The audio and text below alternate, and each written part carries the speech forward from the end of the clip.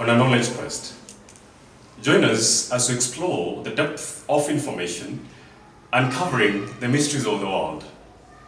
Get ready for an adventure that will expand your mind with me, your host, Robinson Miyenda.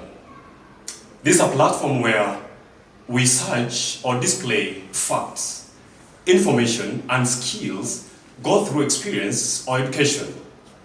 With me today, I'm joined with a guest, Davis Mutaki. Thank you. Davis, maybe a little bit of your background information before we start.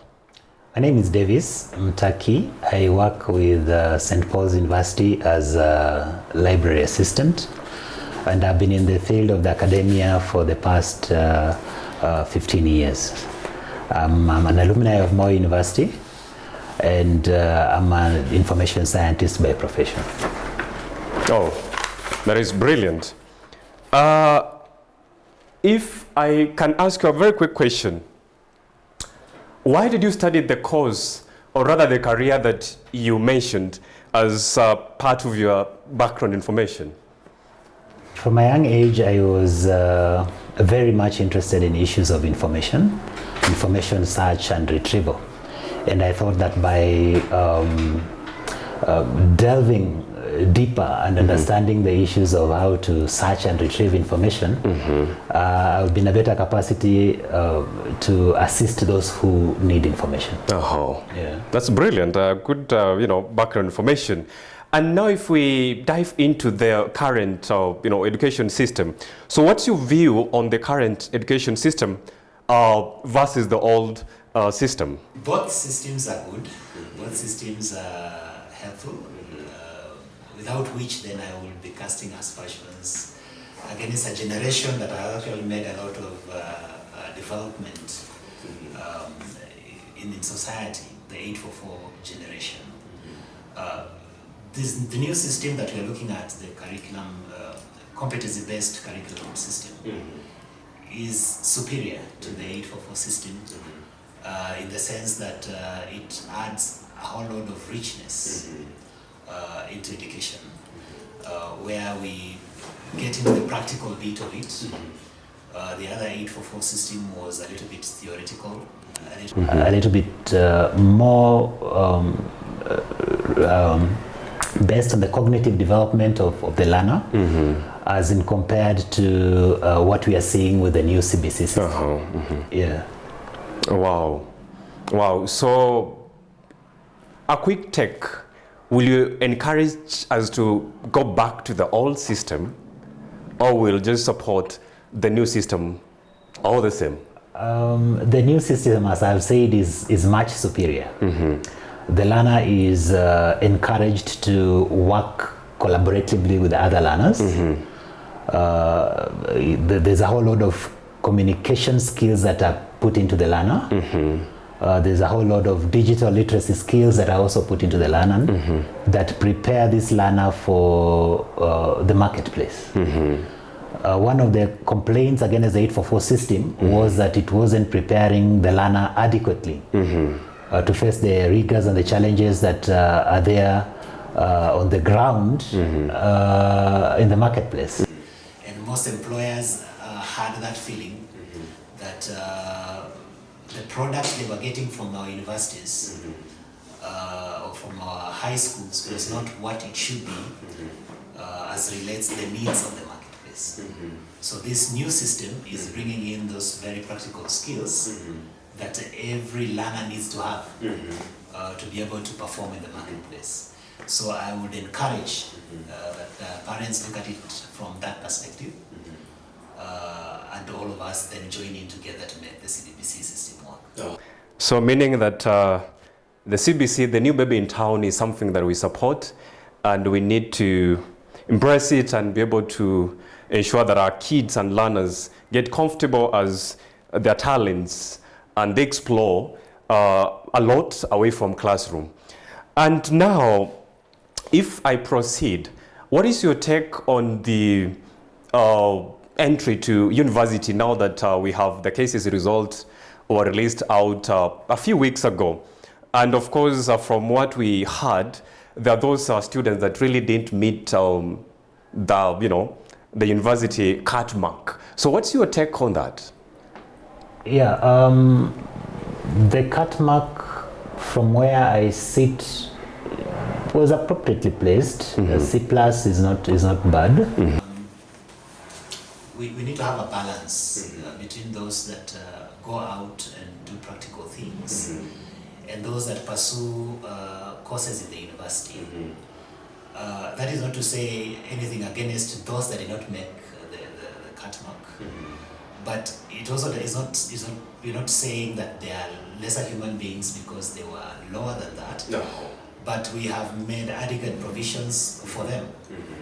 The practical courses that are offered at the TVET institutions are good. And there is always an opportunity to advance beyond that and pursue their university degree if they want to later on in life.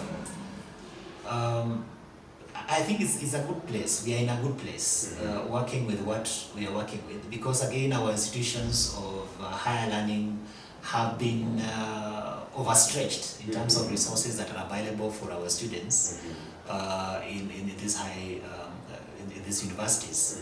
And so dumping a whole lot of students into these universities when we don't have resources, adequate resources to meet their needs, then is not good enough. What we need to be looking at is how then we can expand university education by putting in enough resources to even cater for a bigger number of people.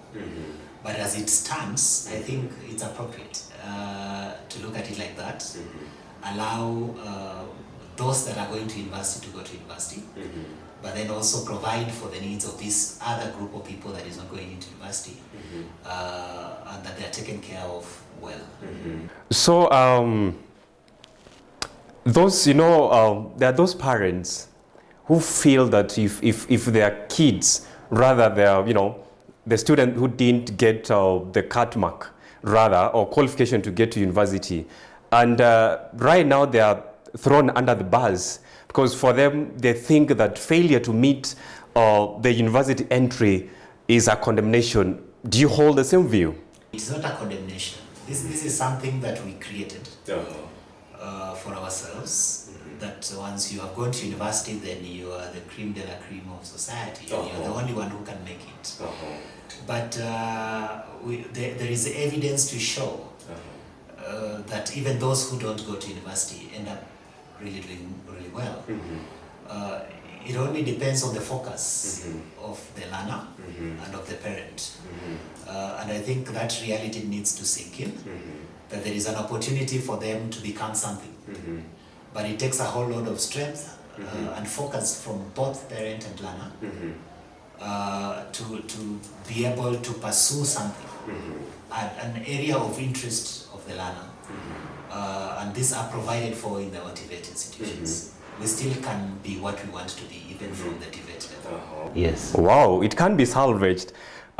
Good information to the parents and the learners who right now they are in a catch-22, without really knowing what to do next. So there is a glimmer of hope that still they can salvage their future and be able to enroll themselves to these TVETs where they can be able to pursue at least their careers and be able to realize their visions and their dreams, and of course be able to live and lead a comfortable life as their colleagues who qualified to university as they are tagged. Yeah. And what is your encouragement for those students still on the same questions who are actually stuck into, rather, taken into depression when the shock of the result that came out hit them? What do you think should be your advice to them? There is hope. There's a whole lot of hope. You have many examples of people who have gone through the same, and they have made something out of life. I mean, this is a breath of new air, of fresh air in our education system. there's a whole lot of stuff that is going on at the TVET levels. A lot of practical stuff that they will learn. A lot of experimenting and activity that will expand them in the areas of calling. The one thing they need to be just sure of is that their calling is clear, and they can focus their mental abilities in actualizing their vision.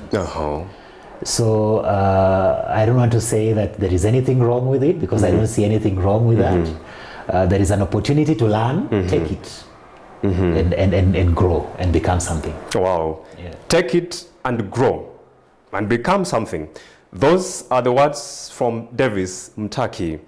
And quickly, to those learners, remember that failure is not defined by what you have achieved in terms of your academic excellence, but character, focus.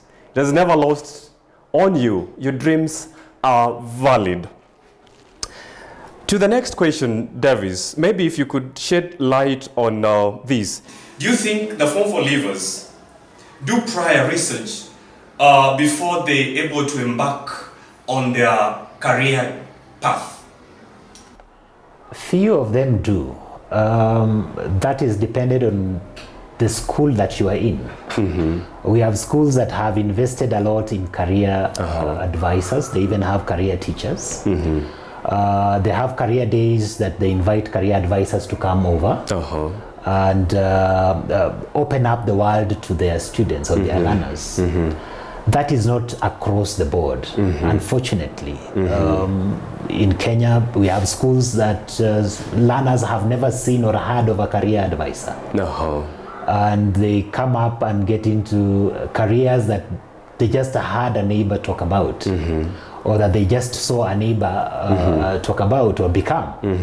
That will explain why we have a big number of teachers in this country, because most of our learners just have met a teacher. They do not know that there is a marine engineer. They do not know there is astronauts. They don't know about many of these other careers that are available for them. So I would advise that schools consider, it's a good investment, it's a worthwhile investment, to let their learners know what is available and what they need to do to become that which they desire to become. We should move away from that generation where anything came and you took, to a level where the student is able to be prepared in good time. Probably from Form 1, they have identified what they want to become. And they have someone advising them and telling them that they need to do this, they need to have this, this is the areas they need to focus on, so that at the end of the day, they become what they actually have aspired to become. As compared to the way it is now, where you even have a teacher choosing a career for a learner with no idea how capable the learner is, the ambitions of the learner, and the desires of the learner. And we also have the parents who choose to choose careers for their children. And unfortunately, what has happened is that we end up with children who, at the end of the day, decide to abandon those careers, are lazy in those careers, or end up working dissatisfied and living very dissatisfied lives because of the careers that they were given. Yeah. So maybe a rejoinder of the same in guiding and ensuring that these teens are not only guided on picking what they love, but again they're given the autonomy to pick what they desire and what field they think and they know they're going to thrive best. I know I should not come up as blaming anyone, but the blame, I wholeheartedly believe, lies on the parents. Number one, because it's the parent who knows the abilities of the child, and the teacher, because they're the ones who teach the child or the learner. They should be there to advise their learners on what their strengths are. Inquire from them on their ambitions and their desires, and then be able to work together with them in crafting something that will actually end up benefiting this learner at the end of the day.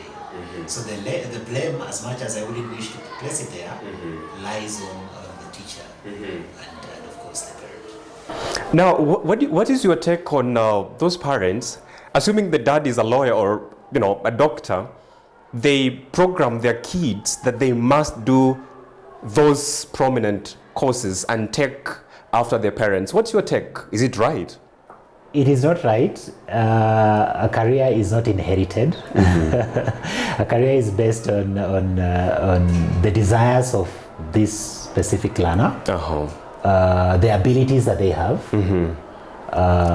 Because again, you may have been privileged to become a lawyer because of abilities that you had or talents that you have. But that may not apply to your child. So we need to also be very careful, even as we help them become what they want to become without forcing our will upon them. Yes. Wow. And on the same, because I have had a number of sessions with young teens, mostly those who've just received the result 2 or 3 weeks ago.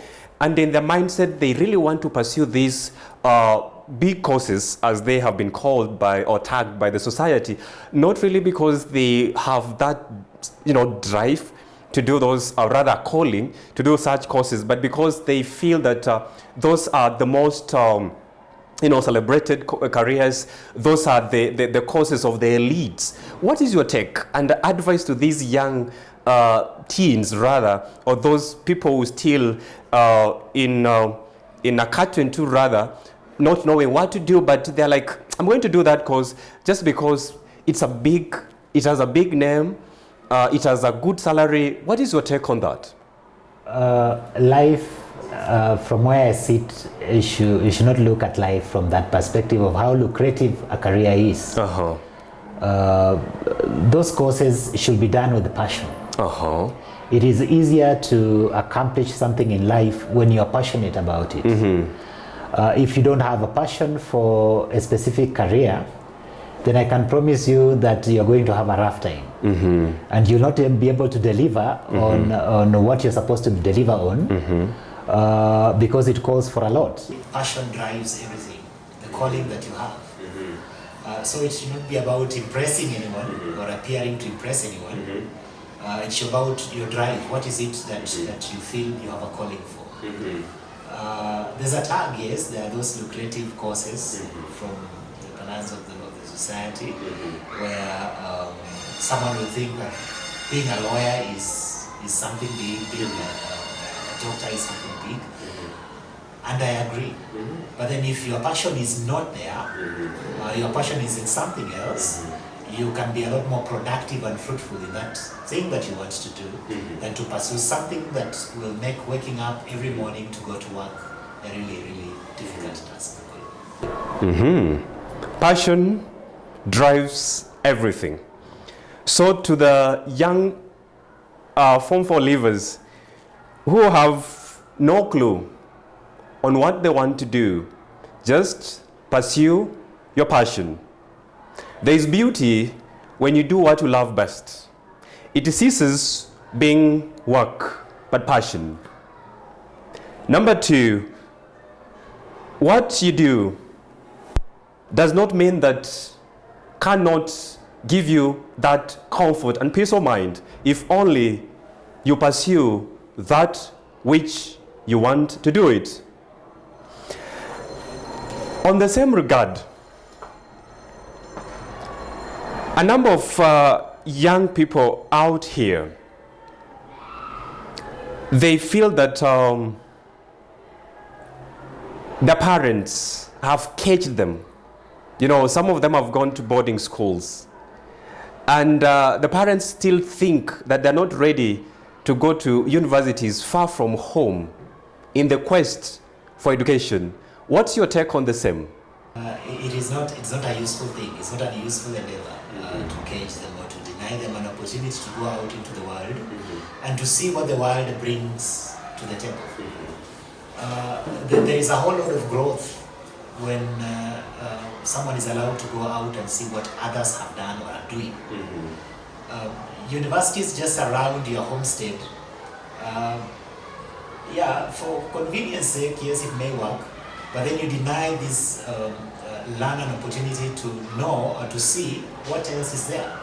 I think if you really love your son or daughter, allow them to explore, allow them to go out there, allow them to fly abroad and see what is there in those universities abroad. We need to get out of that cocoon of watching over our children and everything that they do, such that they don't grow wings. They just remain babies. They remain the same, and yet there are opportunities for growth out there. Allow them to go, parents. Yeah. Wow, I love that. Allow them to grow wings. And now, there are those still parents, allow me to go back to the same question, who think that their kids are not ready. Yeah, I know of, I was doing an interview and one parent told me that I have to drop my kid to university and pick her from university. What do you think is wrong with that parent? Is everything okay? That is an issue of insecurity from the part of the parent. It doesn't work well. It doesn't add anything on the table, because if this learner is expected to work collaboratively with others, they may not always work around their homestead. They will work outside. They'll have to travel. They have to be alone out there in the world and risk take, do a number of things that other people are doing. We cannot grow like that. Allow them to know how to board matatus. Allow them to know how to cross the highways. Allow them to drive vehicles on the road. Allow them to grow up. You don't keep them as babies forever. Allow them. Wow. Allow them to go out into the arena of action, arena of the university. Let them make those many mistakes. They will learn. Let them go into the arena of the university, make as many mistakes. When they come back home, they will have learned on how to grow up and become such a responsible young man, young lady who is going to transform the society. Now, there's another issue of, do you think now that we're telling the parents to allow these young people to get into the university, to grow wings, do you think the universities are ready? Do you think some of the courses in the universities, are they crafted to fit the societal needs? This in relation to how the speed at which the needs are growing, but that doesn't mean that we don't have courses that meet societal needs. We do.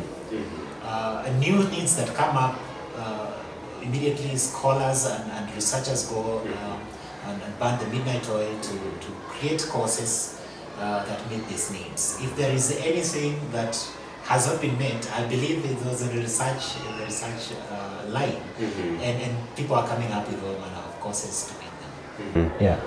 So now, what is your take now? Where a situation where we have a number of graduates, innocent graduates, flooding the market with courses or careers that don't speak to what the society needs. Yes, that is there. But probably what we need to be looking at is the number of these graduates that we're talking about. It may be an issue of too many graduates pursuing a field or an area that is limited. But that does not necessarily mean that that need was not there in the society then. It simply means that it is now overrun, and probably now we need to focus on new areas or new needs that are affecting society. That is an area of interest, I believe, for many in the academia, and new courses are coming out. But at the end of the day, I think the ball is on the court of the parent and the learner to know what the market needs. that is where the ball is. So that at the end of the day, we look at the ambitions of the learner, we look at the big capabilities of the learner in relation to what the market needs, so that then we are able to go to a specific course that then will fulfill this need that the learner has. Societal needs will always change. They will always change. Now, before we go on a break, do you agree that indeed the upbringing of a single child is a collective responsibility that has to be realized when all of us, the society, the parents, and the kids, now the learners, come together? Yes, all players must be active in a child's or a learner's life. For them to be able to play a role in the growth of this learner. Any non-performing player would cause what we're calling an imbalance in the learner's life. Parents must do their parenting duties correctly. That involves leading, that involves directing, that involves providing of the necessary resources. The lecturers or the teachers also need to play their bit. Government needs to play their bit. And of course, the society at large needs to play their bit. Any discrepancies in any of these areas would cause an imbalance in the life of a learner. And at the end of the day, a situation where the learner is unable to perform in their chosen careers. Wow, wow. Success is a collective responsibility. We're due for break. We shall be right back.